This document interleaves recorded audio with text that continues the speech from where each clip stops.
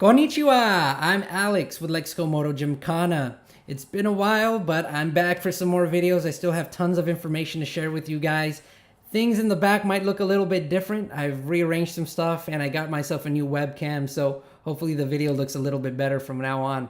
Today I want to make a very quick and light video on throttle control and how you can develop your throttle control with certain techniques. This is very important because in Moto Gymkhana, many times we have to make very small precision adjustments to our throttle, because if we open up the throttle too much, like let's say I'm making a tight U-turn around a cone, if I open up the throttle too much, it's going to pick up my bike and distort my line selection. We have to be able to make very small precision adjustments. So I'm going to talk about some ways that you can accomplish that, things that have helped me personally with my throttle control. First of all, before I get into the techniques, I hope that you have adjusted your throttle and your brake and clutch levers so that you've taken out as much slack as possible, so that we don't have too much free play in the levers and in the throttle, because that's going to help you big time. Make sure that everything is set up ergonomically, well, so that you're not, stressing your ligaments and your muscles in your wrist, fingers, and forearms. Make sure that everything feels comfortable. Don't become complacent. If something feels a little bit off, adjust it. Try different things. And like I said, don't become complacent. Let's talk about some technique stuff now. First of all, when it comes to the throttle and the way that we use it, okay? When it comes to making big adjustments to our throttle, like when I'm rolling on aggressively, I'm thinking about using my wrist, smoothly to make those throttle inputs. However, when I want to make just a small throttle adjustment, let's say I'm going from off the throttle and I just want to barely open up that throttle just because I just want a little bit, I'm not thinking about using the wrist. I'm thinking about using my fingers. What I mean by that specifically, let's say that this marker represents my throttle, okay? When I'm going from off the throttle to on, just barely on the throttle, I'm not using my wrist to do this. I'm using my fingers to just kind of gently roll that throttle back and forth. So I'm squeezing that throttle firmly. I'm not death gripping the throttle, but I'm squeezing firmly between my thumb and my index finger, and I'm kind of just rolling back and forth. I'm kind of exaggerating it a lot right now so you can see it, but really when I'm on that throttle, I'm just barely rolling back with my finger, okay? Squeezing and rolling with those two fingers. When I use those smaller muscle groups, it allows me to make smaller little motions, okay? And that's important because, as I said, you don't want to give it too much throttle. It's going to pick up your bike and distort your line.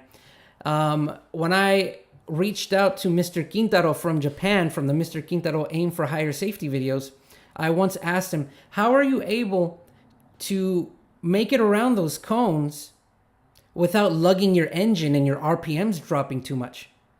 His response was very simple. He said, you have to know how to make small adjustments with your throttle that are literally just 1 to 2, 3 millimeters worth of motion. Small little movements in the throttle go a long way. I'm going to be making more videos in the future about that specific topic, throttle control and keeping your RPMs up and momentum and stuff like that. But what I interpreted from his reaction was, or his comment was, you have to be able to get on that throttle when it's important, but just enough to keep your RPMs up, and that's just millimeters of motion. So learning how to use your fingers in that way goes a long way for your throttle control. Not everything has to be big motions with your wrist, sometimes just small motions with your fingers.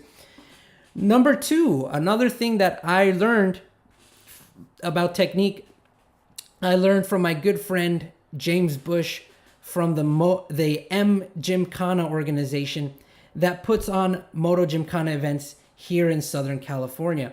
One thing that I learned from him is that we can use different amounts of fingers on the front brake, and those fingers can be used for different purposes, okay? What he taught me is that you can use your index finger you could place it on the front brake lever and use it as a leverage point, okay? So that I'm resting a lot of the weight of my hand on that index finger on the lever, and the braking is done with the middle finger, okay? While I'm using my index finger as leverage, doing all the brake work with my middle finger, and the other fingers, my pinky, ring finger, and thumb, are wrapped around the throttle for using that throttle, okay? What's cool about using the index finger as a leverage point for balance and for support is that if I do need more braking power, I just use that index finger to the side and I can use it in conjunction with the middle finger for more braking power. But if I just need normal braking power, I could do all the braking with my middle finger and I keep supporting my whole hand and wrist with that leverage finger. I do have some demonstration footage for you guys so that you can see what I'm talking about. Let's go to the footage. Hit it! Okay, riders, so I like to put 2 fingers on my brake lever. The index finger is the one that I am going to place on the shoulder of the lever, and I'm going to put a little bit of weight there, and this helps me feel nice and planted on the throttle grip while I'm rolling with my fingers. Most of the braking is done with my middle finger, and I do this all while keeping a little bit of weight on that index finger for balance. If I need extra braking power, I just shift that index finger over and use both fingers for braking. And then when I'm done, I go right back to using the index finger as a balance point. This allows me to feel very well balanced, a lot of leverage while twisting with those fingers. Now, in order for you guys to see that finger twisting motion a little bit better, let's go to a different camera angle.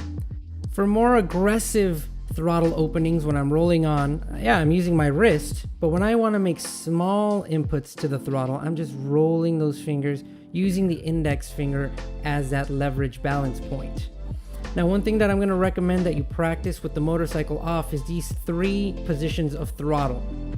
So first, we're going to open a little bit with the fingers, then we're going to roll on and then close completely. Open, roll on, off. Open, roll on, off.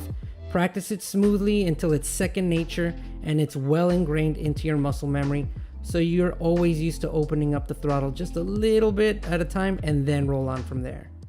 And we're back. So I hope you guys see what I've been talking about, using those smaller muscles to make small little motions, movements with the throttle. And as I start to open up the throttle more and more, it turns in to a full wrist motion. So I start by opening up with the fingers and then rolling on with the wrist.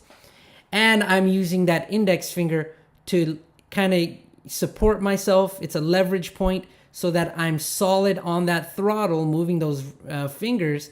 And I do most of the braking with my middle finger. And if I need more braking power, I just move that index finger over and I use both for braking. Riders, I hope that these small little tips give you an idea of how you can use different muscles, different fingers for throttle control and for brake control. And I hope that it has been helpful.